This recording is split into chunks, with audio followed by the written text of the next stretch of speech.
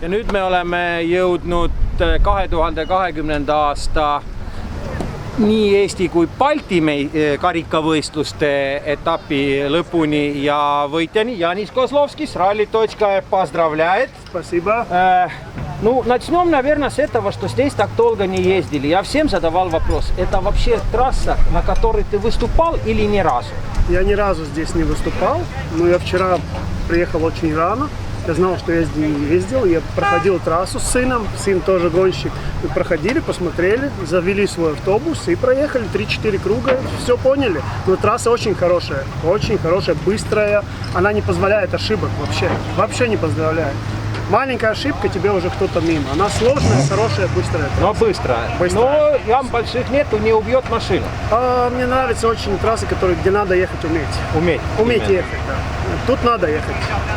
Как ты можешь оценить вообще, начиная с первых полуфиналов и до финала, как сложно было выиграть этот этап?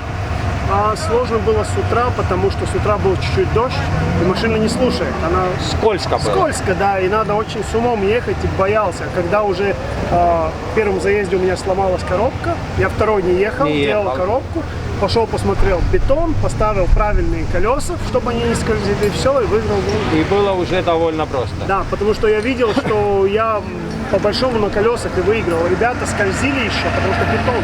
А я поставил очень мягкие зацеп. Я поставил очень мягкие колеса, они вообще не скользило, и на этом я выигрывал. Но ты выступал в Эстонии, не выступал. Теперь посмотреть с этой победы, что у тебя сейчас победа и чемпионата Эстонии, и чемпионата Прибалтики. Да. Посмотрим на весь этот сезон.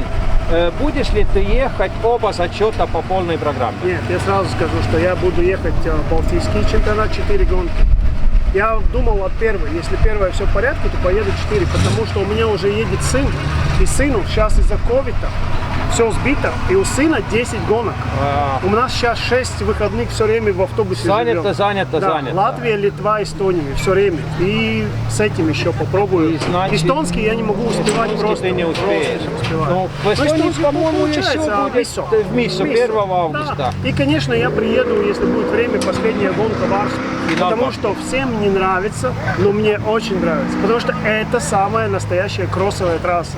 Я так начинал. У нас все трассы были вот так все время. А теперь больше трассы, как асфальт. ближе уже к ралли-кроссу, уже как асфальт. Да. Но трасса Гинза тоже, можно сказать, да, еще как автокроссовая автокросс. трасса. Да, она автокросс еще, да. Ну, в Латвии уже нету таких трасс. В основном ралли-кросс уже. Да, можно сказать так. Что эта классика осталась только в Эстонии. Да. Но нам оставаться надеяться, что ты продолжишь этот сезон удачные выступления, да, попробуй. Что в Миссу ты будешь обязательно, что найдешь время приехать на трассу, которая тебе нравится, Матсиварсту. Да. Rally.ee желает успехов, побед. Большое спасибо за интервью.